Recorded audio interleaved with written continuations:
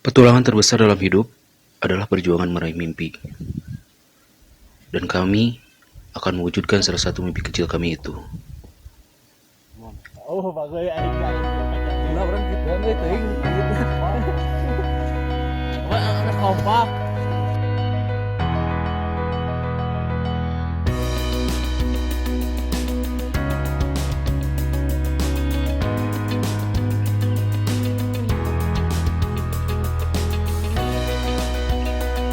Mimpi kecil kami memang terdengar sangatlah sepele, hanya bermain lebih jauh di halaman belakang rumah. Tapi kenyataannya, ini tidak akan sesepele itu. Kami berangkat dari rumah pukul 5 pagi, dengan target melalui perkampungan, hamparan kebun teh, dan sampai di pos 1 sebelum pukul 7. Coki-coki bos. Kami terlambat 1 jam ketika sampai di pos 1. Tepatnya pukul 8 pagi. Kami sejenak istirahat Bro. sekitar 15 menit Hah? sambil mendengarkan arahan dan petuah dari senior kami yang menjadi penunjuk jalan. Dia berkali-kali berkata dengan penuh penekanan, "Jangan merusak, jangan buang sampah sembarangan, jaga sikap. Niatkan dalam hati kita perjalanan ini sebagai tafakur alam." Kami dengan seksama mendengarkan arahan senior kami, sambil sesekali melepaskan gelak tawa, menertawakan kondisi kami yang sudah terlihat lelah. Padahal perjalanan masih sangat jauh, dan sebenarnya baru saja dimulai. Oh iya, di pos 1, kami mengisi penuh botol air minum yang kami bawa. Karena sepanjang perjalanan sampai pos akhir nanti, kita tidak akan menemukan sumber mata air lagi. Estimasi waktu, kami tidak menargetkan harus sampai jam berapa di tiap pos yang akan kami lalui. Alasan utamanya, karena kami sadar kami adalah pemula dalam hal pendakian gunung. Apalagi, trek yang akan kami lalui bukanlah trek umum yang biasa dilalui oleh para pendaki. Kami berkomitmen, apabila satu orang dari kami merasa lelah, maka semuanya harus berhenti untuk beristirahat.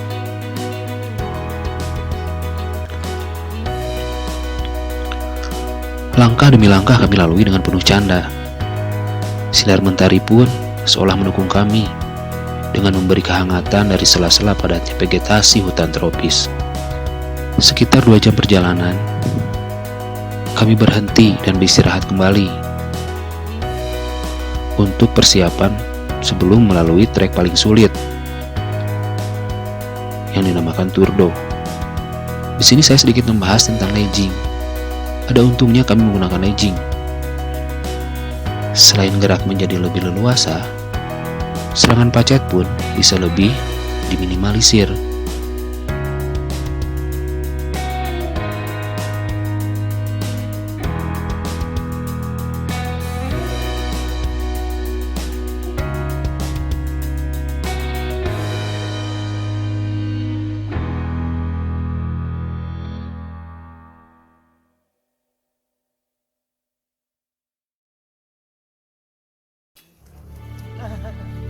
Ardi.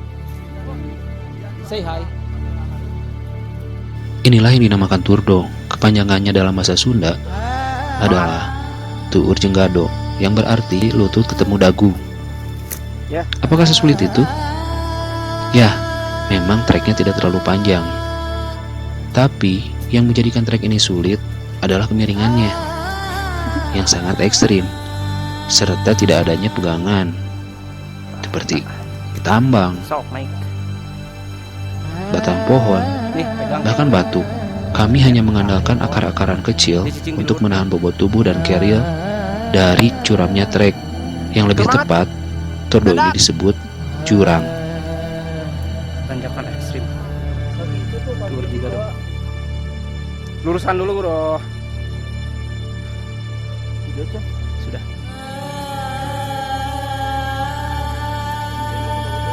Lelah dan perasaan ingin menyerah mulai datang. Tapi senior kami memberikan sedikit motivasi bahwa selepas turdo ini kita akan tiba di pos 2.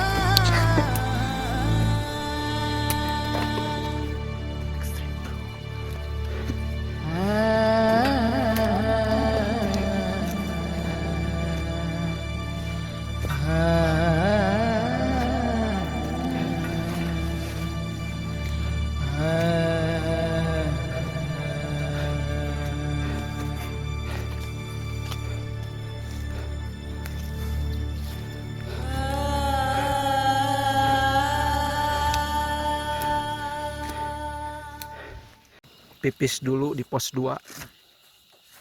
Siap. Korek. Pada pukul 11.30 siang, akhirnya kami sampai di pos 2. Lapar babang. Lapar babang. Kami beristirahat panjang sambil mengisi perut yang sudah mulai keroncongan, Pos 2 cuy. Mam dulu, mam. serta memperbaiki salah satu keril kami yang jebol, kaki yang lecet, serta persendian yang pegal menahan beban berat. Senior kami berkata, trek dari pos 2 sampai pos akhir nanti tidak akan sesulit tadi. Memang tidak sesulit perjalanan dari pos 1 ke pos 2. Tapi frekuensi istirahat kami yang jadi lebih sering.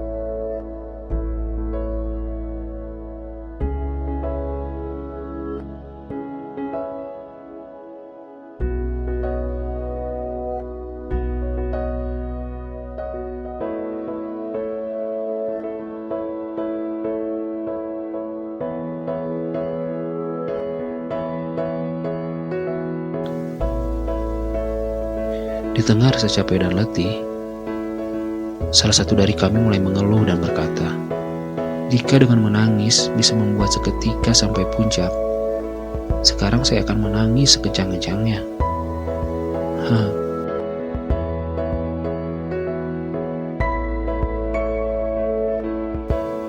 Ya, memang tubuh kami kali ini benar-benar diuji. Beban berat di punggung, kaki yang sudah tidak sanggup melangkah, ditambah mental kami yang sudah drop, terasa menambah berat perjalanan kami ini.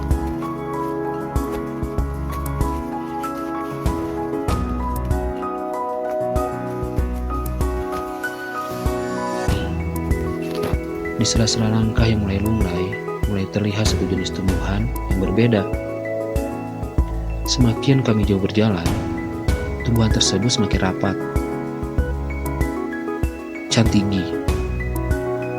Ya, Cantigi merupakan pertanda bahwa kami akan segera sampai di tujuan kami.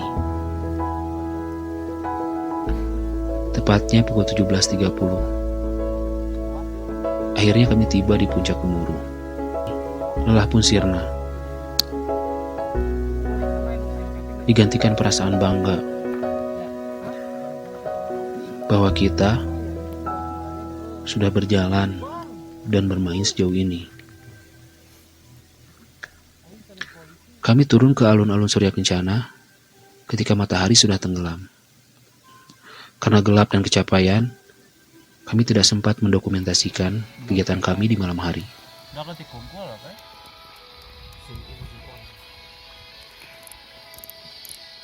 Ngobrol euy.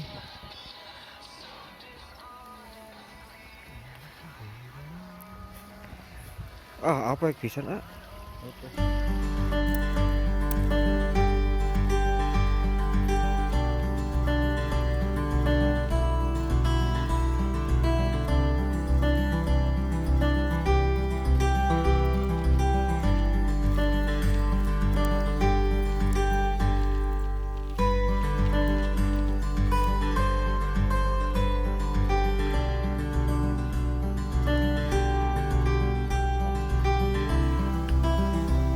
Pagi di alun-alun Surya Kencana pun tiba.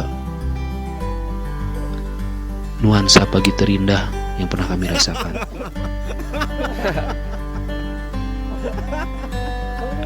Ketika terbangun, 5 orang dari kami tidak berada di tenda. Mereka mengejar sunrise ke Kawah Ratu. Tapi yang didapat hanya kabut dan gumpalan awan yang terlalu dekat.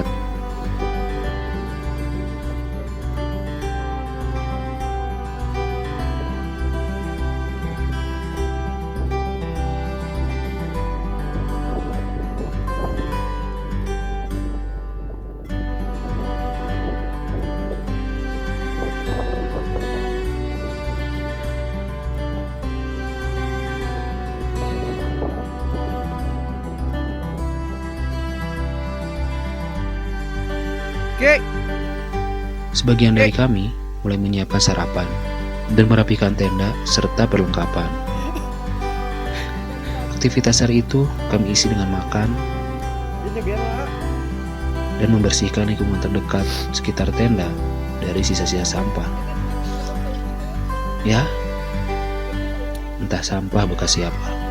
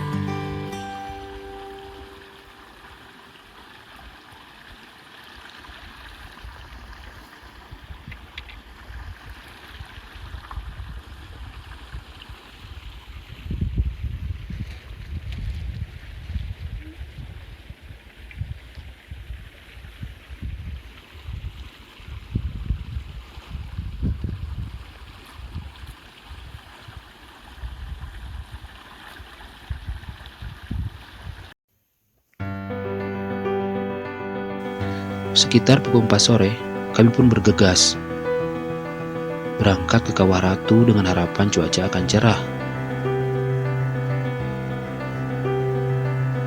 Tidak mendung dan tertutup awan seperti tadi pagi.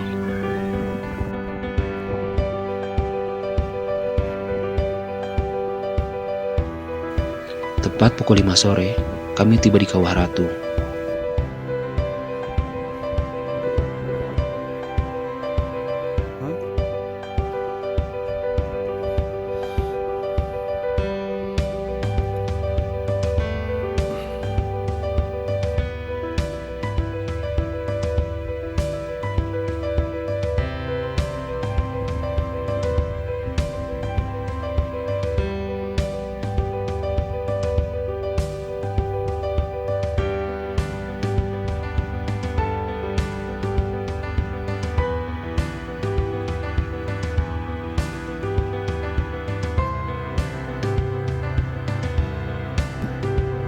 paur sih mah isu kemacetan dulu.